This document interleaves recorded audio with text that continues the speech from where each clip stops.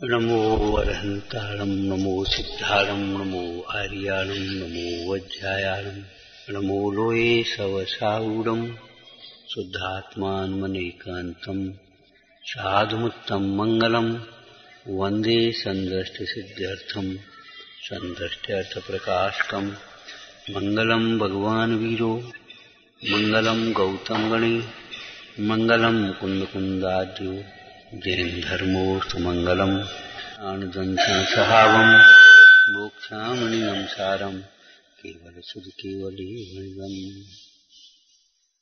जयति अनघ चिन्मयं सहज तत्त्वमुच्चैरिदं विमुक्त सकलेन्द्रिय प्रकरजात कोलाहलम नया नय निकाय दूरमपि योगिनां गोचरं सदाशिवमयं परम मम परम दूरमज्ञानिनाम।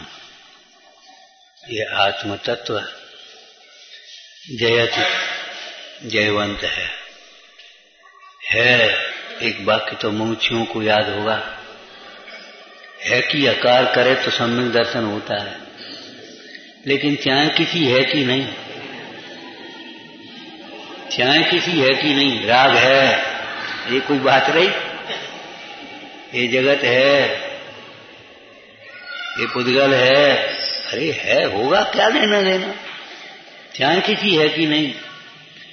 शुद्धात्म तत्व की कहा और आत्मा है, ये वस्तुनिष्ठ कथन है। हमें तो मैं आत्मा हूं है कि आकार का मतलब ये है, स्वीकार का मतलब, अंगीकार का मतलब उसे मैं पने से स्वीकार। आचार्य कुंद कुंद स्वामी ने कैसे सुंदर शब्द लिखे, जो चेतक है वो मैं ही हूं, जो चेतक है, जो ज्ञाता है, वह मैं ही हूं। अभी आप चर्चा कर रहे थे जानना देखना, पंडित जी ने कैसी एक सीधी पंक्ति लिखी टोटरमल जी ने, इस जानने देखने की शक्ति को धारती हुई वस्तु, कैसे लिखा देखो, जानना देखना पर्याय आ गए, यहां से बाहर सबको कर दिया अलग, संयोग और संयोगी भाव, नो कर्म, द्रव्य कर्म और भाव कर्म, तीनों से अलग किया। क्या कहा? इनको जानने देखने की अब शक्ति आ गई गुण पर, जानने देखने की शक्ति और उसको धारती हुई वस्तु आ गया द्रव्य, अटकने का काम कहां है? मोही जीव क्या समझता है? ये पर्याय है, सोई मैं हूं। और पंडित जी के सब कैसे संबोधन कर रहे हैं कि पर्याय तुम नहीं, इस पर्याय विषय जो को देखन जानन हारो सोय, मैं हूं जीव द्रव्य गुण भूप एक अनाज अनंत। मैंने ये पर्याय नहीं, इस पर्याय में जो जानने देखना है ना, ठीक है। अब वो जानना देखना तो परिणति एक क्षणिक क्षणिक क्षणिक, यद्यपि जानना देखना सामान्य रूप से देखा जाए तो हर समय है। मत ज्ञान सुप्त ज्ञान आदि वो अलग बात है, विशेष, लेकिन जानने देखने की शक्ति को धारती हुई वस्तु या जानन देखन हारो सो मैं हूं जीव द्रव्य गुण भूप, माने पर्याय गुण और द्रव्य लिया। कैसा द्रव्य लिया हमने? कैसा द्रव्य लिया? अनंत गुण का समूह है, विकल्प नहीं है गुणों के, भेद भी है, ध्यान रखना, भेद का ज्ञान भी है, भेद का विकल्प नहीं, विकल्प का निषेध है। कहीं गुण निकल करके नहीं चले गए, द्रव्यार्थिक नय से जब वस्तु को देखा तो पर्याय कोई निकल करके चली थोड़ी गई। देखना भैया, इसमें मिठास देखना, तो मिठास देखा तो सफेदी चली थोड़ी गई मिश्री की। बड़ी सुंदर बात है, गौण है, निषिद्ध नहीं।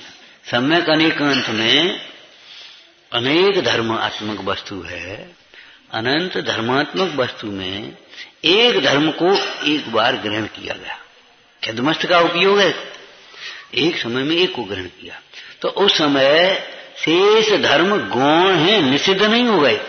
निकल करके नहीं चले गए। यदि शेष धर्मों का निषेध समझ लिया जाए तो मिथ्या एकांत हो जाए। अनंत धर्मों को गौण करके एक धर्म की प्रधानता से कथन किया गया है। अनेकांत में अनंत धर्मों का निषेध नहीं है। ऐसे ही सम्यक एकांत में वो क्या नाम, अनेकांत के नाम पर जो वस्तु में धर्म नहीं है उनको भी जबरन मत घुसा लेना। अनेकांत में जो ही शब्द है वह जिस अपेक्षा से जो कथन किया जा रहा है वह परम सत्य है, उसमें संशय के लिए कोई गुंजाइश नहीं है, इसलिए है वो ही शब्द। लेकिन भी शब्द भी है, परंतु भी शब्द उसमें चाहे कुछ घुसा लेने के लिए नहीं है। वस्तु में रहने वाले अनंत धर्मों की सत्ता की ओर भी शब्द के द्वारा संकेत है। वस्तु में न रहने वाले धर्मों की ओर संकेत मत समझ लेना चाहिए। जैसे मोटा दृष्टांत आपको मालूम ही होगा, सुने ही होंगे आपने।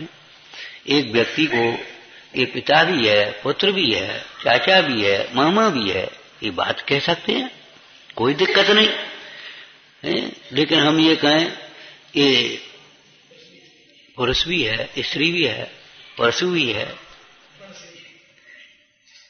ध्यान रखना, अगर अनेकांती कहेगा तो कह सकता है, अनेकांती कहेगा तो कह सकता है, वो शारीरिक लिंग की अपेक्षा से नहीं। कैसा आदमी है, कोई कायरता का काम करे, दीनता का काम करे, अरे चूड़ी पहन ले कह देते ना, कैसा आदमी है। पुरुष है जितेंद्रिय, पुरुष तो उसे कहते जो जितेंद्रिय होता है, कैसा आदमी है। अरे जो पशुता के कार्य करे, अरे पशु है, कायगा आदमी है, कैसे नार की जैसे लड़ते हैं। तो भावों की अपेक्षा से उनको अलग अलग कथन किया जा सकता है। लेकिन वैसे देखा जाए तो जैसे ये पिता है और माता भी है, नहीं, वैसे जब हम कहेंगे तमेव माता से पिता तमेव, गुरु में माता और पिता दोनों का रूप है। अनुशासन में पिता और वात्सल्य में माता, कोई दिक्कत नहीं। तो अनंत धर्मात्मक वस्तु में ज्ञान मात्र कहते हुए भी अनंत धर्मों का निषेध नहीं है। ज्ञान मात्र क्यों कहा कि ज्ञान से विरुद्ध अनंत धर्म और राग आदि भावों का निषेध है। आत्मा ज्ञान मात्र है, माने जड़ नहीं है, राग द्वेष वाला नहीं है। लेकिन आत्मा ज्ञान मात्र होते हुए भी सुख स्वरूप है, प्रभुतामय है, अनादि अनंत है, अमूर्तिक है। अनंत शक्तियां ज्ञान मात्र भाव में अंतर्गर्भित हैं। तो जयति है, जयवंत है। ईर्षा करने से काम नहीं चलेगा, जयवंत से शरण लेने से काम चलेगा, शरण लेने से काम चलेगा। ये दोनों शब्द समझ लेना। आत्मा जयवंत है और आत्मा को आश्रय करने वाला जयवंत होता है। फिर कहीं नहीं हारोगे, कितने ही कर्म के उदय आएंगे, आप जीतते चले जाओगे। उपसर्गों को, परिचयों को जीतना सरल है अगर आत्मा का आश्रय है। कर्मों को जीतना सरल है, मोह को जीतना बहुत सरल है। लोग कहते मोह को जीतना खेल खिलौना नहीं है, अरे खेल ही तो है और क्या है। भेद ज्ञान करो और अपने में खेलो, देखो मोह उत्पन्न ही नहीं हो। कैसी बातें करते हो। ज्ञानी के लिए इन कसायों को जीतना खेल है, संयम खेल है।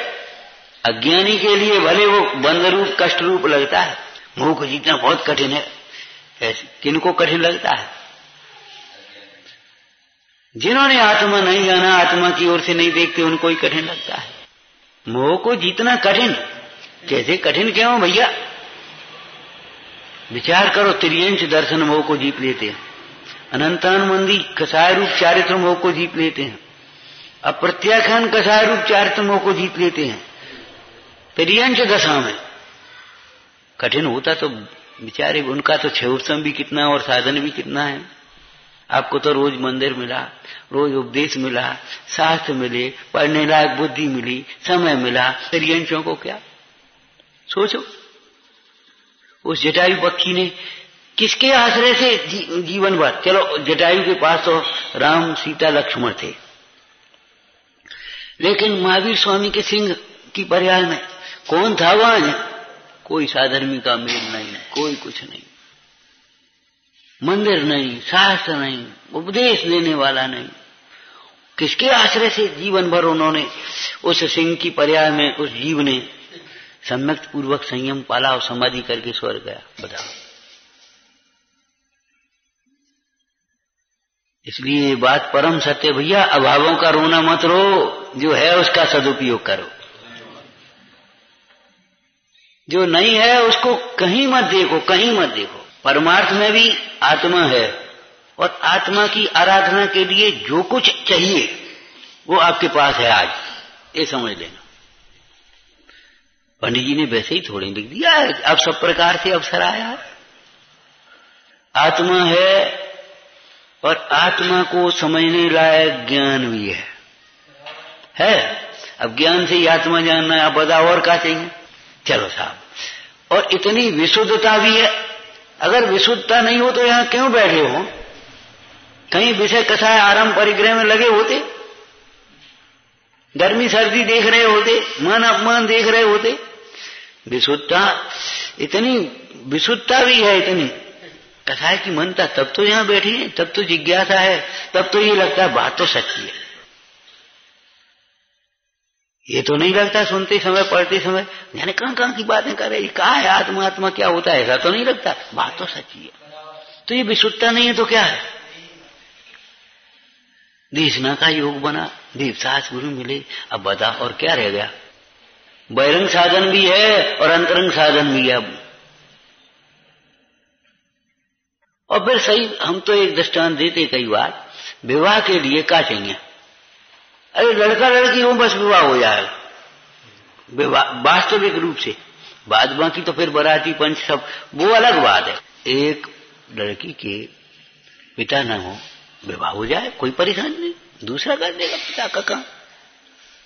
भाई न हो सकता है, बहन नहीं हो सकता है, लेकिन उसकी इच्छा नहीं हो हम विवाह नहीं करना। अब बता, सब्र बैठी रहे। हमें तो ब्रह्मचर्य लेकर के अपना कल्याण करना, हमें विवाह नहीं करना। अब बताओ, कर सकते हो आप?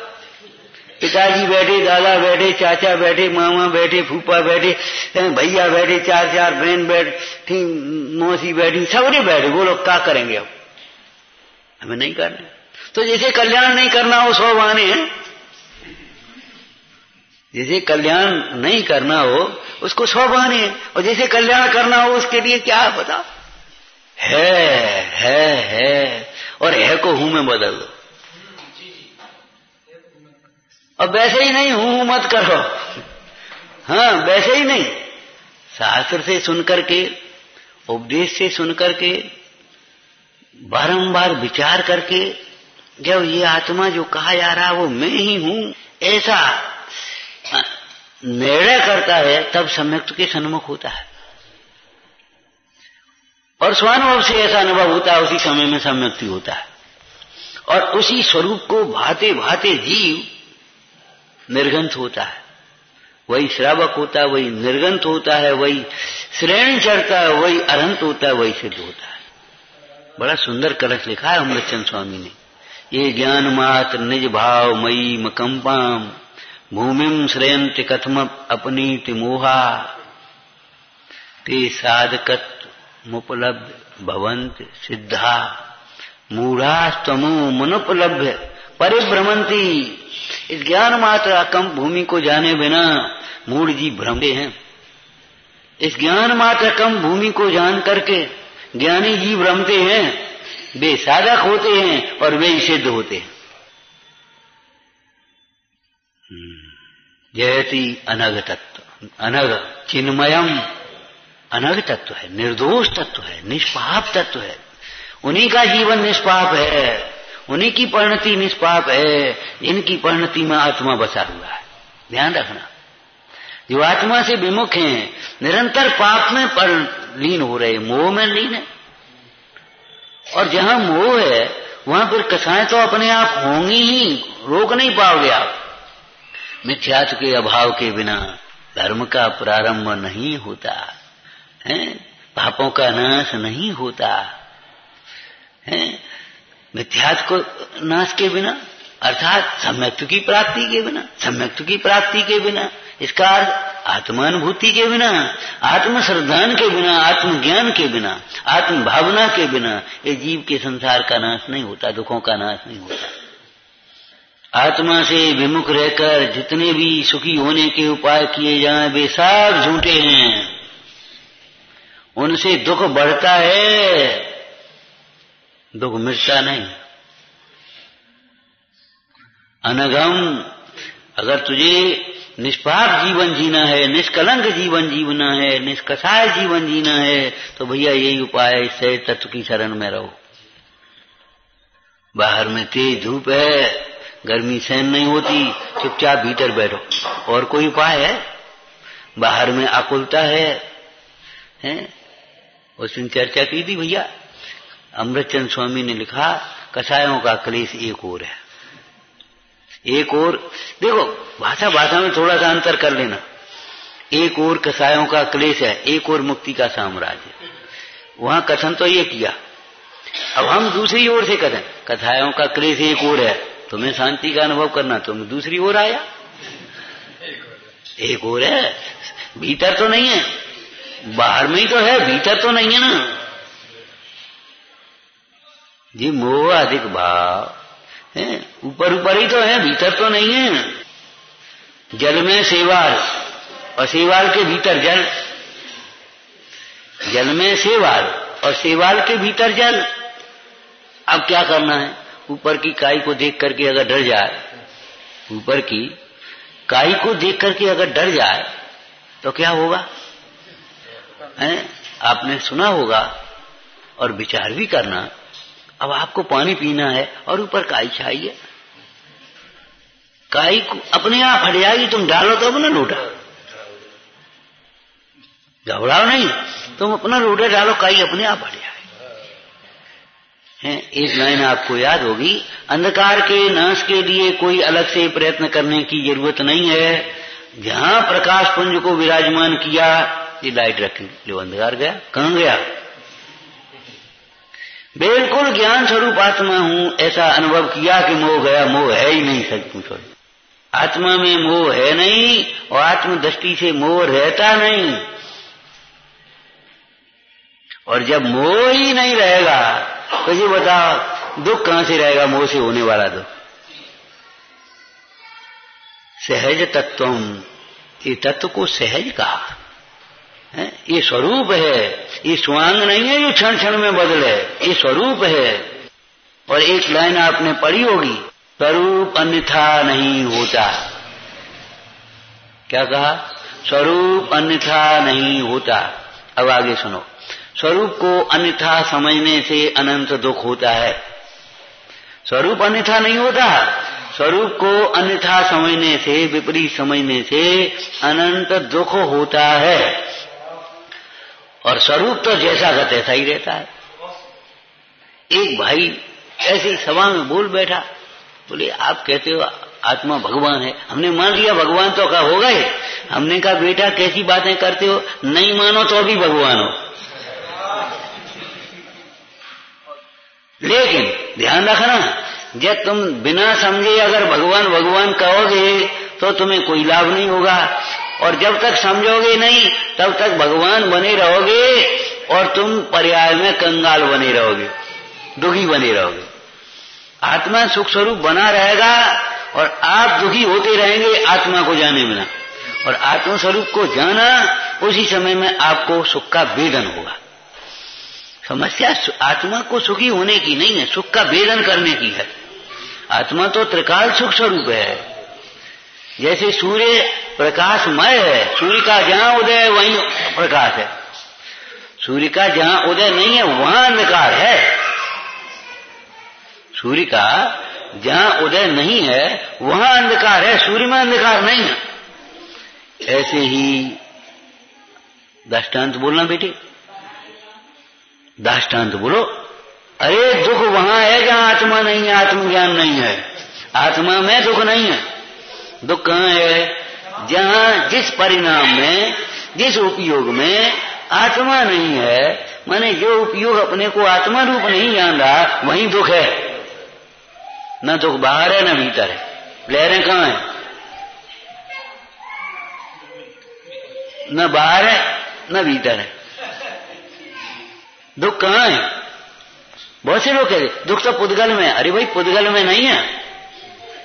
पुद्गल में तो सुख दुख का भेदन होता ही नहीं है, और जीव के भी स्वभाव में नहीं है। तो दुख किसे कहाँ है जी? बताओ फिर कि दुख दुख में है और कहाँ है? अच्छा, तो दुख दुख में है ये तो बात हो गई, लेकिन दुख कहाँ है ये बताओ। कि सुनो, दुख वहां है जहां आत्मज्ञान नहीं है। उस परिणाम में दुख है जिस परिणाम में आत्मज्ञान नहीं है। और जिस परिणाम में, आत्मा में तो दुख नहीं है, लेकिन आत्मा जिस परिणाम में आ गया, माने जिस परिणाम में आत्मा का अनुभवन है, उस परिणाम में भी दुख नहीं है। इसीलिए आत्मानुभव ही दुख दूर करने का एकमात्र सच्चा उपाय है, दूसरे उपाय है ही नहीं। ये तत्व माने स्वरूप, तस्य भावस् तत्वम कहते ना। तत्व माने ये स्वरूप है, ये अन्यथा नहीं हो सकता। इसलिए क्या करना चाहिए?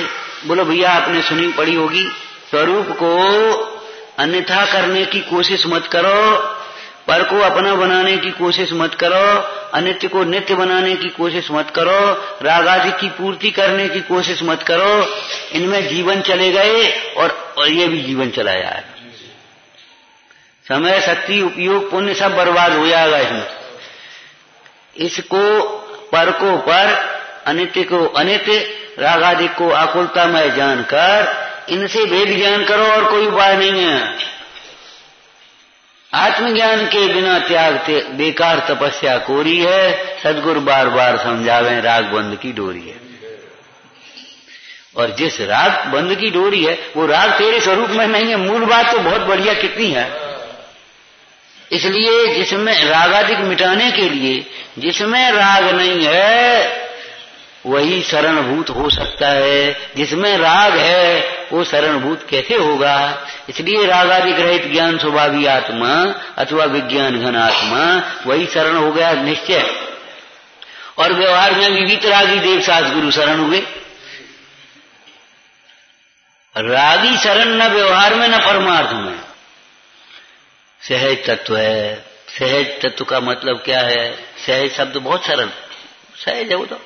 सहज माने वो कोई कठिन नहीं है, दुर्लभ नहीं है, पराधीन नहीं है। आत्म तत्व की प्राप्ति के लिए क्या चाहिए? आप झट से कह दो कुछ नहीं। ये भी एक कथन है, कोई बात नहीं, लेकिन हम कहते आत्म तत्व की प्राप्ति के लिए कुछ नहीं चाहिए। कुछ नहीं चाहिए का अर्थ क्या? स्यादवा लगा ये बाहर का धन, पैसा, संयोग, वैभव, शक्ति, सामर्थ्य, ये पंडिताई, ये कुछ नहीं चाहिए। लेकिन आत्मज्ञान के लिए कुछ चाहिए कि हाँ चाहिए, लगन चाहिए, अंतर की गरज चाहिए। अभी गरज नहीं है, क्यों? प्यास लगी तो पानी, भूख लगी तो भोजन, ठंड लगी तो कपड़ा, या गर्मी लगी तो सबरे तो उपाय ढूंढ रखे। जब ये उपाय झूठे लगेंगे तब ये पता पड़ेगी, तब गरज आएगी यार। अरे भाई, और कभी कोई प्रसंग आता है तो इन्होंने कुछ कह दिया, आज को अपने पास पैसा होता तो ये कैसे कह देते, तो पैसा की याद आती है। अरे आज को आत्मज्ञान होता तो काय को बुरा लगता है, आत्मज्ञान होता है तो काय को पंचम काल में आते हैं। हाँ,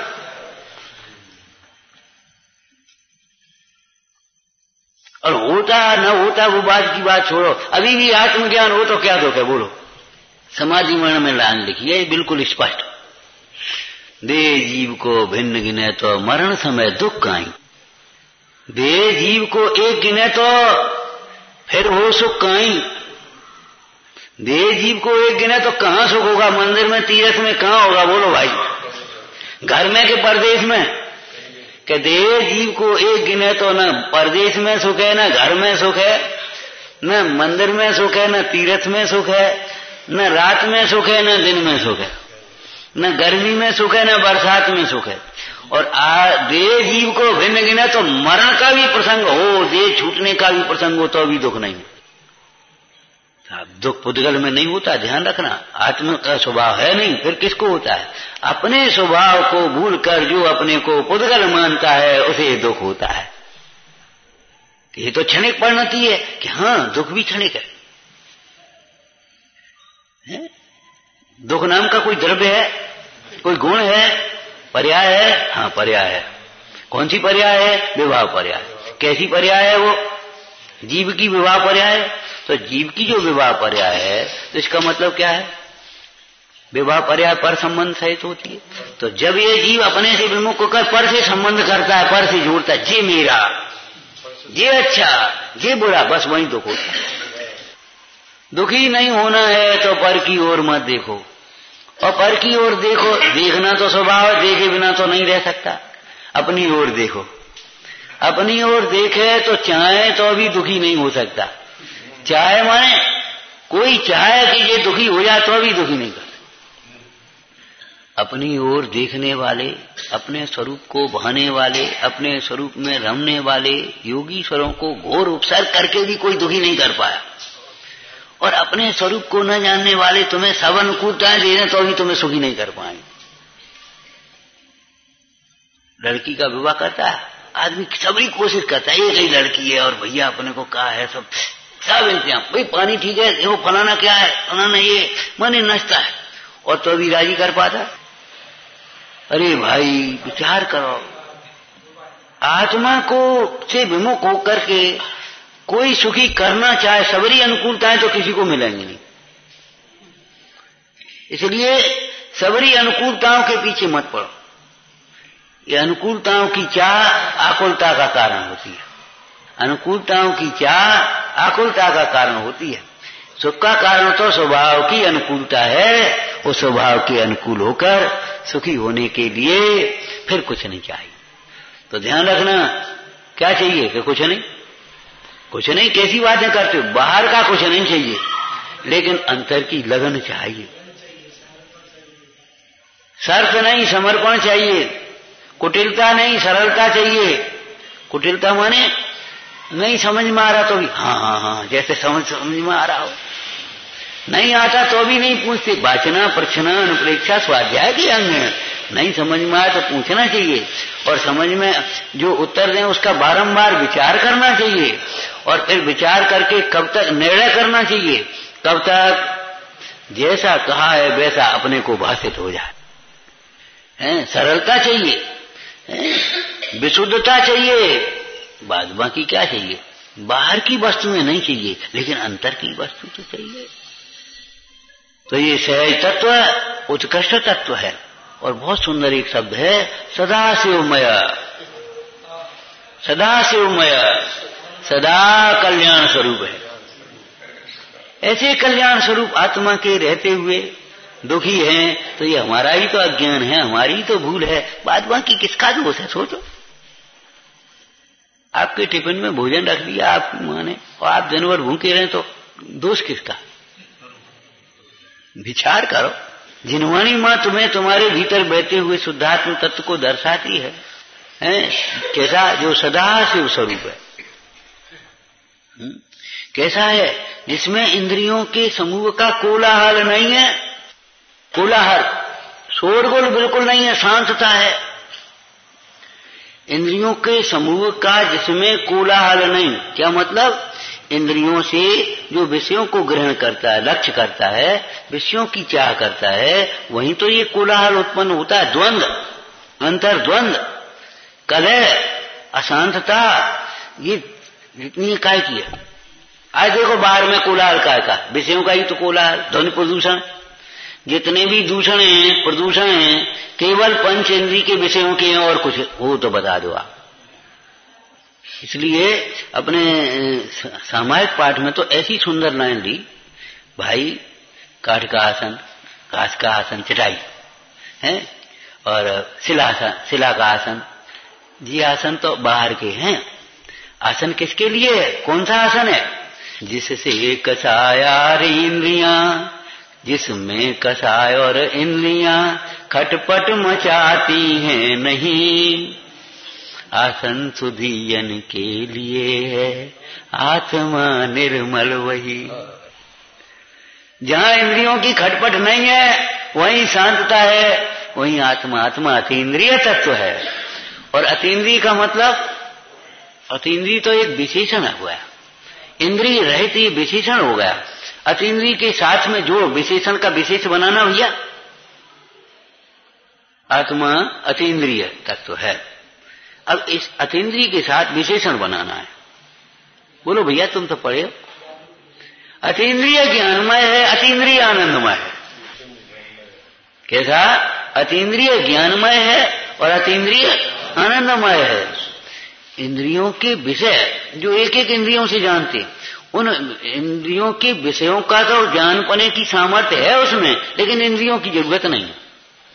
उसके दृष्टांत तो आपको कई बार दे चुके हैं।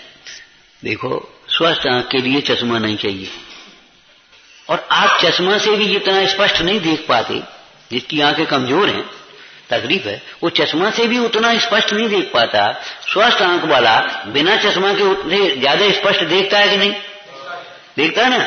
तो ऐसे ये मोही प्राणी इंद्रियों से भी उतना पदार्थ को स्पष्ट नहीं जानता, जैसा स्वस्थ जीव अपने स्वरूप में लीन जीव उससे अनंत गुना स्पष्ट जानता है। इंद्रियों से तो ये कुर्ता दिखेगा, कुर्ता के भीतर की बनियान भी स्पष्ट नहीं दिख रही, उस बनियान के भीतर का शरीर भी स्पष्ट नहीं दिख रहा, उस शरीर के भीतर के कर्म दिख रहे हो तुम्हें, और कर्म के भीतर का तुम्हारे वो भाव कर्म दिख रहे हैं, और उनके भीतर का आत्मा क्या दिखेगा।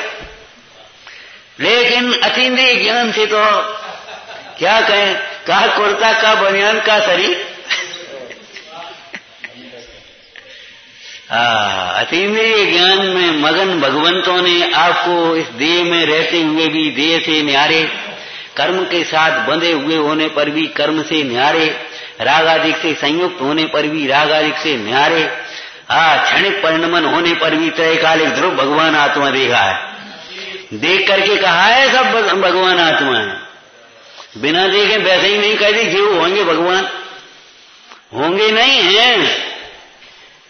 यदि तुझे दिख, महाराज आप तो कह रहे हमें तो दिखता नहीं कि ये तेरा अंधपना है, ये तेरा अज्ञान है, और इसमें तेरी भूल है, विमुख है, इसलिए नहीं दिखता। बाद बाकी अगर सन्मुख हो तो तुझे भी दिखेगा।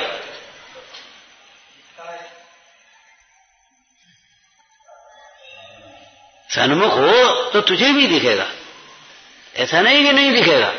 लेकिन क्या करे, तो जितने भी विषय इंद्रियों के विषय बेसवच इंद्रिय ज्ञान में झलकते तो हैं, लेकिन इंद्रियों के माध्यम से जब जानने जाता है वहां तो मोह राग द्वेष खड़े होते हैं, वे वहां बिल्कुल कोलाहल कुछ नहीं, कोलाहल कुछ नहीं। अब देखो आप एक दृष्टांत, बच्चे होते ना बच्चे, तो बच्चे कोई कार्यक्रम देखें तो कोलाहल करते हैं, और आप देखो तो शांता से देख रहे हैं। बच्चों को शांत बैठो, लेकिन वे कोलाहल करेंगे। ऐसे ही अज्ञान में कोलाहल होता ही है, और ज्ञान में शांतता होती है, शांतता शांतता। तो जिसमें इंद्रियों के विषयों का समूह कोलाहल से उत्पन्न कोलाहल है ही नहीं, अर्थात जिसमें न इंद्रियां हैं, न इंद्रियों के विषय हैं, न बोलो न इंद्रियां हैं, न इंद्रियों के विषय हैं। तीसरा नंबर बोलो, न इंद्रिय के विषयों की चाह है। चौथा नंबर बोलो, न उनकी जरूरत है। फिर भी परम आनंदमय है। क्यों? स्वभाव। न इंद्रियां हैं, न इंद्रियों के विषय है, न इनकी चाह है। क्यों? इंद्रियां और द्रव्य इंद्रिय और इनके विषय तो न्यारे हो गए, पर द्रव्य में आ गए, पौधगलिक हो गए। और उनकी चाह जो है भाव कर्म चाह होती है दुखी को, और आत्मा जो स्वभाव से आनंद है तो उसमें दुख कहां से होगा। तो न इंद्रिय है, न इंद्रियों के विषय है, न इंद्रियों के विषयों की चाह है, और न फिर जब चाह नहीं है तो फिर न वहां किसी प्रकार का कोलाहल अर्थात आकुलता है। ऐसा सहज अतीन्द्रिय ज्ञान आनंदमय परम निराकुल तत्व परमेश्वर अंतर में विराजमान है ये कहा जाता है, लेकिन क्या कहें वो वास्तव में हम ही तो हैं। अंतर में क्या, वो हम ही है, बे ही हम हैं। प्रवचन सार जी की टीका में एक बहुत सुंदर शब्द लिखा है तो हम ही, परंतु मोह के कारण न जाने किस किस रूप में अपने को मान लिया है। ये मान्यता झूठी है, झूठी मान्यता होने के कारण वस्तु पर कोई फर्क नहीं। कोई सोने को पीतल मान ले तो सोना थोड़ी पीतल हो गया। कोई उस आत्मा को जड़ रूप और देह रूप मान ले देह के संयोग के कारण, तो वो आत्मा जड़ नहीं हो गया। ऐसा परम निराकुल तत्व सचमुच आश्रय करने योग्य है। वही हमारे लिए मंगलमय है। त्रिकाल मंगल, शाश्वत मंगल, अकृत्रिम मंगल, वही हमारे लिए लोकोत्तम है परमार्थ से, और वही अनन्य शरणभूत है। ओम नमः।